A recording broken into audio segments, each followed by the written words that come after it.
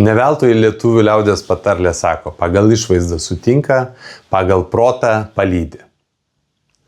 Susitarėm pirmam susitikimui, jisai gali būti nuotoliniu būdu, jisai gali būti gyvai, jisai gali būti pritaikytas prie mūsų kliento kelionių ar dalyvavimo parodoje.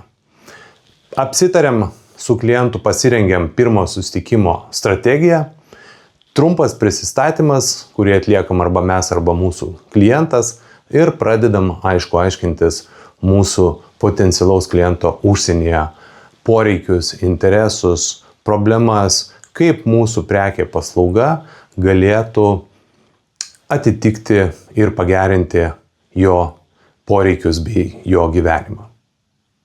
Noriu vieną dalyką dar pasakyti, jeigu šią paslaugą nuspręsi darytis patys, tiek online'is, tiek gyvas susitikimas turi būti toks pats. Formaliai apsirengę, pasiruošę, apie klientą išsiaiškinę, kas jis toks ir aiškintis tokius klausimus, kurių negalime išsiaiškinti iš viešai prieinamos informacijos.